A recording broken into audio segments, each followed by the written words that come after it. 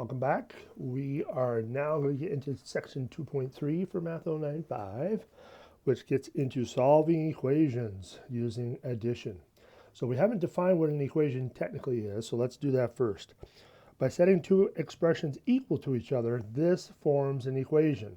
So you got an expression on one side, you got an expression on the other side, and an equal sign in between. So now to solve an equation simply means to find a number that makes the equation true when you substitute it in for the variable. This number is called the solution of the equation. One way of solving equations is by using the addition property of equality. Now, this is kind of a misnomer because it's addition, but technically subtraction's underneath that as well.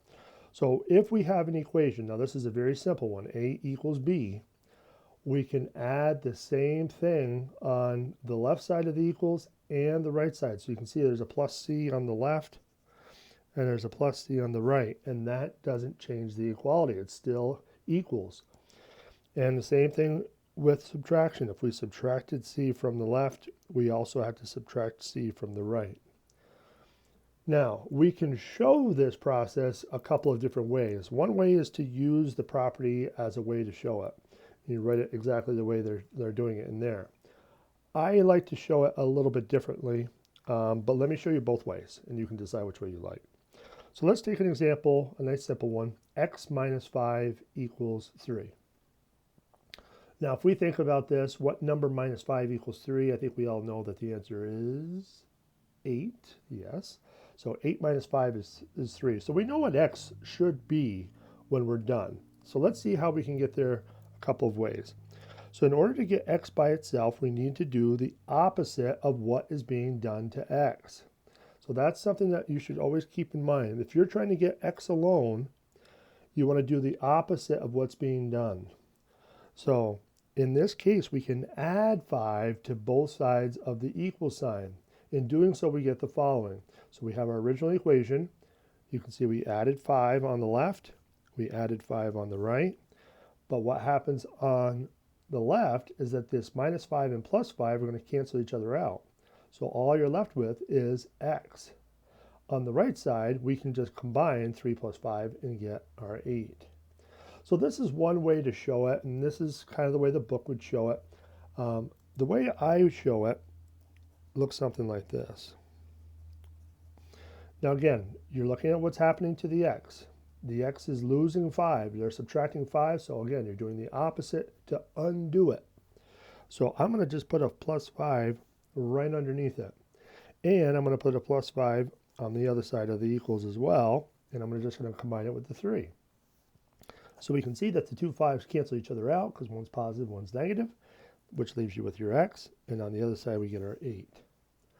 Now, these are very quick problems, and you don't need to show a lot of work, but I would stress that if you get into the habit of showing your work for these easy ones, the more difficult ones, which are coming soon, are going to make a little bit more sense because you're just going to gradually show each step of the process that you're doing and breaking it down. If you don't show any work, then when you go back to look at it, you're going to scratch your head and say, well, what did I do there? So always try to show your work even though the problems are easy, quote unquote. All right, so let's take a look at the next one. So we got P plus 5 equals 9. So we're trying to see what P has to be to make this true. Now look at what's happening to it. They're adding 5 to it. If they're adding 5 to it, we have to do the opposite to get rid of it. So we're going to subtract 5, but if we subtract 5 on the left side of the equals, we also have to subtract 5 on the right side. So that cancels those out. 9 minus 5 is 4. And now the one thing that we haven't talked about is checking your work. How do you know for sure that 4 is right? Well, if you plug 4 back into the original, it should be true. 4 plus 5 equals 9, which we know is true.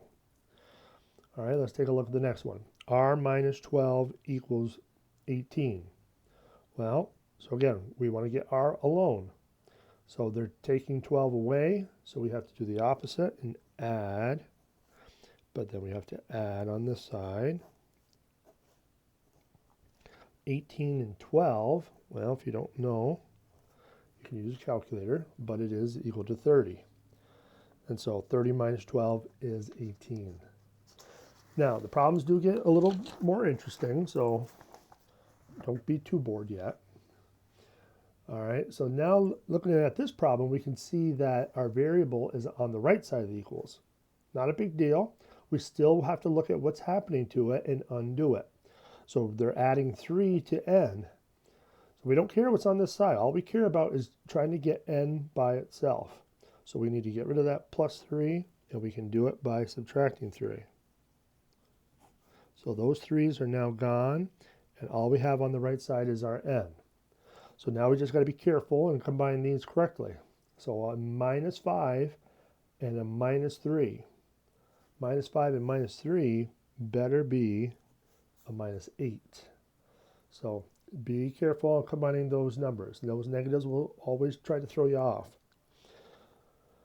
All right, let's look at this one. Well, we got t minus 2 on the left side. We got 3 minus 5 on the right. Now the 3 minus 5 are like terms. We can combine that to make it a little bit more simple. So let's do that first. 3 minus 5 is equal to a negative 2. So now the problem reduces to this. T minus 2 equals negative 2. Again, let's focus our attention on where the variable is. They got a minus 2, so we got to undo that by adding it. And we got to add it on this side.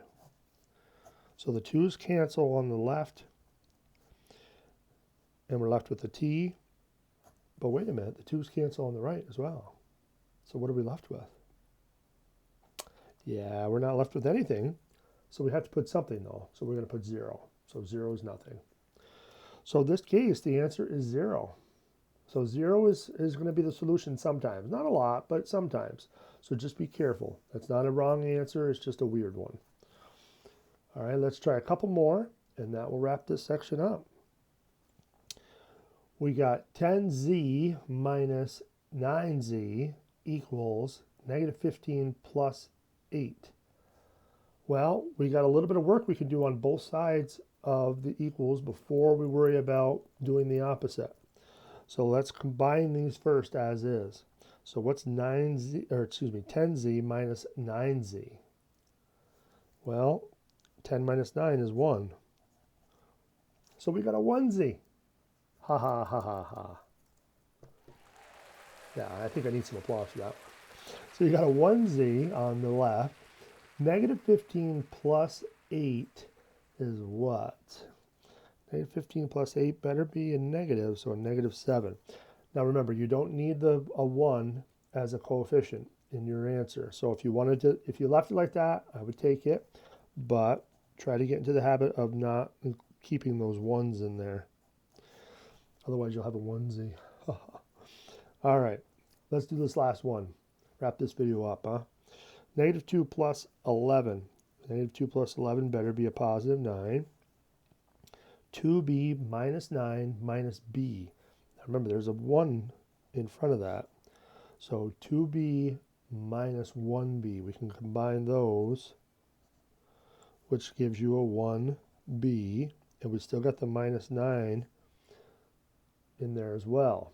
So that's our simplified version. So what are we going to do here? We're going to add 9, subtract 9. What are we doing? Be careful. It's tempting to want to move this 9 over, but that's not going to help because now you're putting everything on one side of the equals. You're trying to get rid of the stuff that's attached to the variable. So we need to get rid of this minus 9, so we want to add 9. So that'll knock those out. And now we don't need the 1, so let's remove that. So we got a b, and then 9 plus 9 better be 18. And so there's our answers.